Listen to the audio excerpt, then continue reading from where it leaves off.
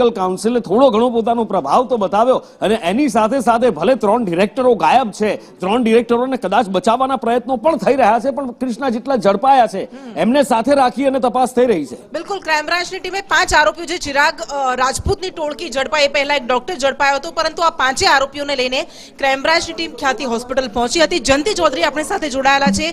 જયંતિ, અત્યારે શું તપાસ કરવામાં આવી રહી છે, શું કાર્યવાહી કરવામાં આવી રહી છે?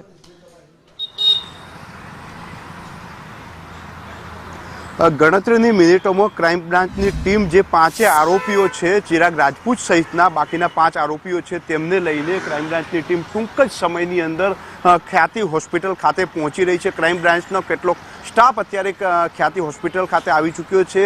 ક્રાઇમ બ્રાન્ચની ટીમ દ્વારા તપાસ કરવામાં આવશે કે તમામનો શું રોલ હતો, કઈ જગ્યાએ તેમની ઓફિસ હતી, કઈ જગ્યાએ કામગીરી કરવામાં આવતી હતી, કઈ જગ્યાએ કઈ પ્રકારનું આયોજન કરવામાં આવતું હતું, માર્કેટિંગ માટે કઈ પ્રકારની સ્ટ્રેટેજી રચવામાં આવતી હતી, કઈ પ્રકારે ગામો નક્કી કરવામાં આવતા હતા, ગામો નક્કી કર્યા પછી કઈ પ્રકારે બાકીની તમામ કામગીરી કરવામાં આવતી હતી, તે તમામ પ્રકારની પૂછપરછ છે તે ક્રાઇમ બ્રાન્ચ દ્વારા કરવામાં આવશે। ગણતરીની મિનિટોની અંદર ક્રાઇમ બ્રાન્ચની જે ટીમ છે તે અહીંયા 5 આરોપીઓને લઈને પહોંચવાની છે, રસ્તામાં છે, એટલે કે 2 થી 5 મિનિટમાં 5 આરોપીઓ અહીંયા પહોંચી રહ્યા છે। તમામ આરોપીઓને ઘટના સ્થળ પર એટલે કે હોસ્પિટલની અંદર હાજર રાખવામાં આવશે। તમામ જેમની જે ઓફિસ આપવામાં આવી હતી, જે જગ્યાઓ હતી, તે તપાસ કરવામાં આવશે અને વધુ માહિતી જે છે તે એકત્ર ક્રાઇમ બ્રાન્ચ દ્વારા કરવામાં આવશે। અત્યારે ખ્યાતિ હોસ્પિટલ ખાતે ટૂંક જ સમયની અંદર 5 આરોપીઓને એટલે કે ચિરાગ રાજપૂત સીઈઓ છે તેના સહિતના બાકીના જે 4 આરોપીઓ છે તે તમામને લઈને ક્રાઇમ બ્રાન્ચની ટીમ અહીંયા પહોંચવાની છે। ગણતરીની મિનિટોમાં ક્રાઇમ બ્રાન્ચની ટીમ અહીંયા પહોંચશે ત્યારે તમામ પ્રકારની